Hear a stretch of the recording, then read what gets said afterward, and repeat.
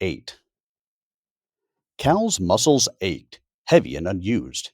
He blinked against the blinding light, struggling to open his eyes.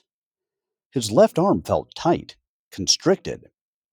It stung. The skin sticky. The smell of medicinal herbs wafted around him. He flexed his fingers, sinew and tendon groaning as if waking from a long sleep. Ugh. Ovette? Cal! A familiar voice called back, and Cal jolted as arms flung themselves around him. Sweat and blood tinged the floral scent he'd come to associate with Shay. His eyes began to adjust to the light, blurry shapes resolving into familiar faces. Shay leaned back, releasing him from her grip. George stood near a small window a few paces behind her, his expression solemn. A blood-stained bandage, seen through his tunic, was wrapped tight around his midriff. You're alive. I can't believe it. You're alive.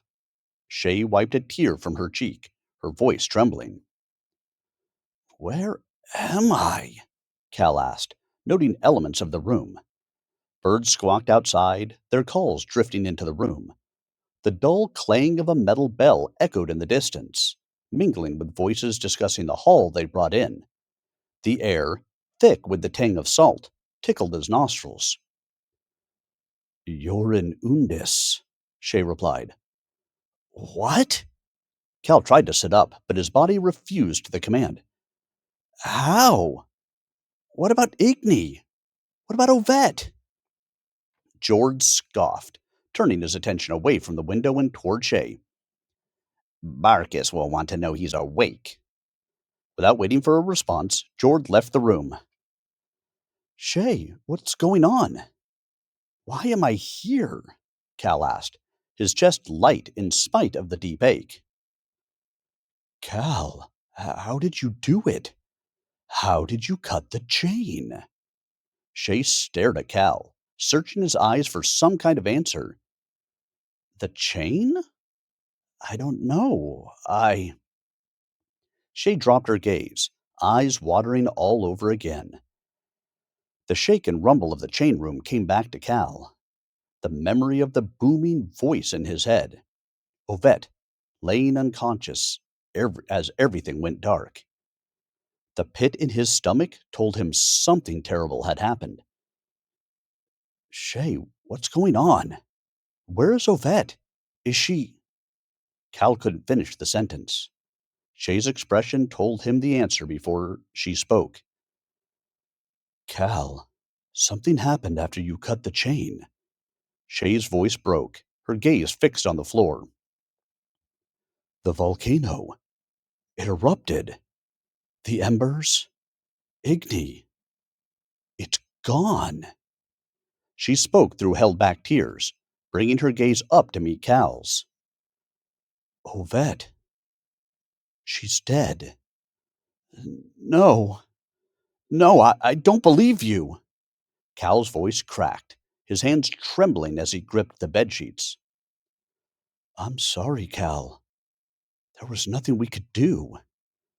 You could have saved her, but you didn't. You saved me. You brought me back.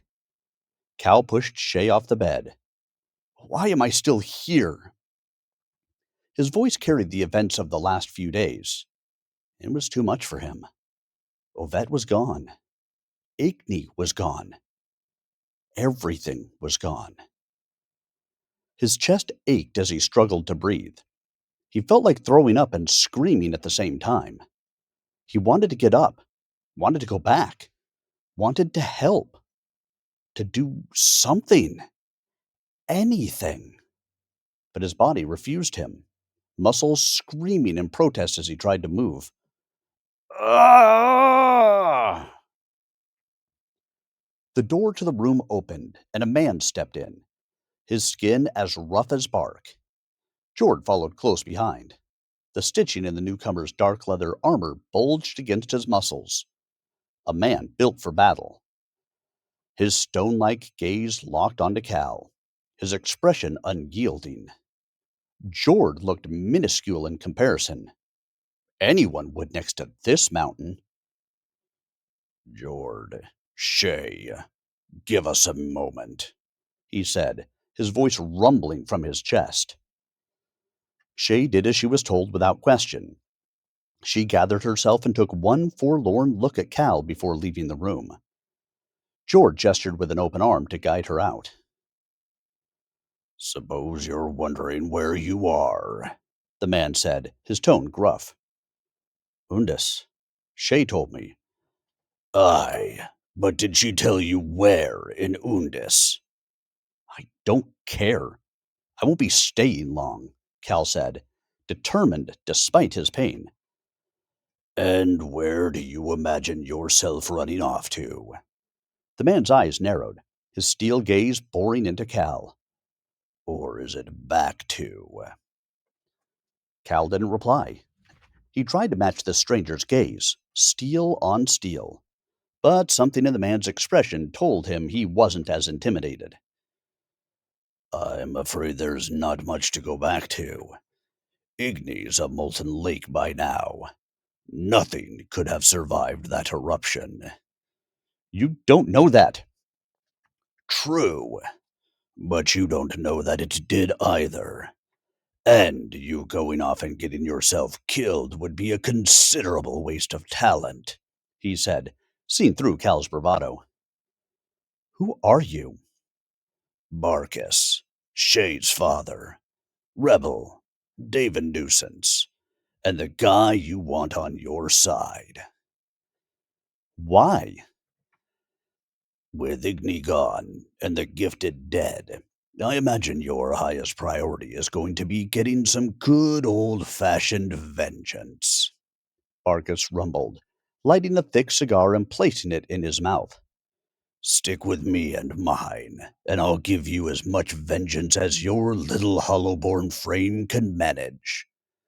The rebellion could always use another shock trooper. Cal didn't respond, unsure of what to say. Barkus turned to leave, his heavy boots thudding against the floorboards.